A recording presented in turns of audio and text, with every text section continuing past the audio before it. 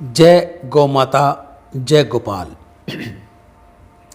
आज मैं आपको गोदान या गौ की सेवा, हरे चारे की सेवा आपसे करवाता हूँ। इसके पीछे कारण क्या है, आज मैं आपको वो बताने की थोड़ी चेष्टा करूँगा।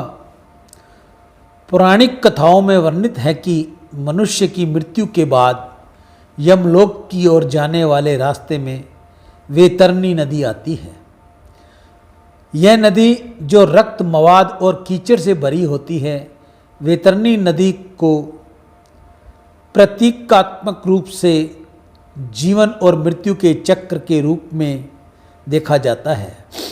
कहा जाता है कि जिस मनुष्य ने अपने जीवन काल में गौ सेवा की होती है, उसे गौ माता वैतरणी नदी को पार करने में आत्माओं की सहायता करती है और उन्हें स्वर्ग या मोक्ष तक पहुंचाने में मदद करती है। गरुड़ पुराण में बताया गया है कि यमलोक का रास्ता भयानक और पीड़ा देने वाला है। वहाँ एक नदी बहती है जो कि 100 योजन अर्थात 120 किलोमीटर है। इस नदी में जल के स्थान पर रक्त और मवाद बहता है और इसके तट हड्डियों से भरे हैं। मगरमच्छ सुई के समान मुख वाले भयानक कृम मछली जैसे चोंच वाले गिद्धों या ये निवास स्थल है। यम के दूत जब धरती से लाए गए व्यक्ति को इस नदी के समीप लाकर छोड़ देते हैं तो नदी में से जोर जोर से गरजने की आवाज़ें आने लगती हैं। नदी में प्रवाहित रक्त उफान मारने लगता है। पापी मनुष्य की जीव आत्मा डर के मारे थर थर कांपने लगती है। केवल एक नाव के राही इस नदी को पार किया जा सकता है। उस नाव का नाविक एक प्रेत है जो पिंड से बने शरीर में बनी आत्माओं से प्रश्न करता है कि किस पुण्य के बल पर तुम नदी पार करोगे। जिस व्यक्ति ने अपने जीवन काल में गोदान की हो, केवल वह व्यक्ति इस नदी को पार कर सकता है। अन्य लोगों को यमदूत नाक में कांटा फंसाकर आकाश मार्ग से नदी के ऊपर खींचते हुए ले जाते हैं। शास्त्रों में कुछ ऐसे व्रत और उपवास हैं जिनका पालन करने से गोदान का फल प्राप्त होता है।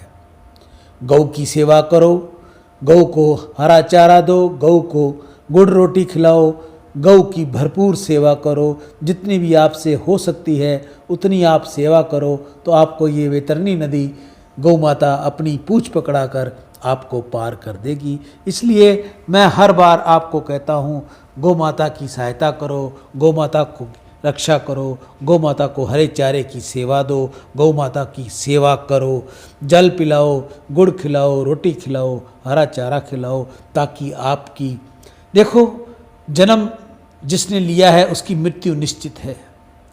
कहीं मैं आपको कहूँ आपकी मृत्यु हो, आपको गुस्सा लगे, मैं ऐसी बात आपको नहीं कहना चाहता।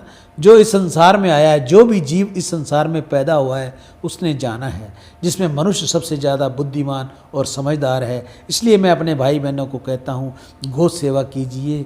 गौ सेवा में जो आपका पुण्य मिलेगा वो आपको उन यमदूतों के कष्ट से बचाएगा।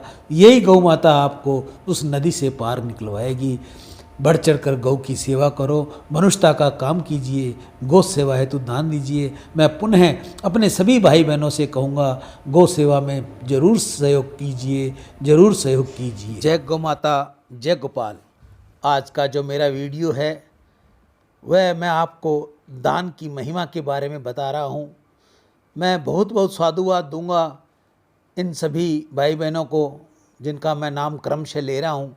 सुरेंद्र नागदेव स्पेन, कांशीराम जी खरबंदा स्वीडन विदेश से, मनीष भाई जर्मनी से, संजीव शर्मा यूएस विदेश से, कन्हैयालाल शीतलदास जी सिंधी दुबई से, नितेश कुकरेजा मुंबई से, हिमांशु जिंदल रोहिणी दिल्ली से, मीनू गोयल, गौरव गोयल पानीपत से, सुंदरदास वासुमल तोलानी हैदराबाद से, अशोक देवानी कंचन देवानी उल्लासनगर से, अशोक खन्ना राजौरी गार्डन से, कमल किशोर वर्मा हरिश्चंद्र वर्मा लुधियाना से, ओम प्रकाश आशनदास चंचलानी, सुनीता राजकुमार राजू धमेजा मुंबई से, सुमित अरोरा राजौरी गार्डन से, कुछ और भी भाई बहन हैं जो समय समय पर अपनी गौ सेवा भेजते रहते हैं।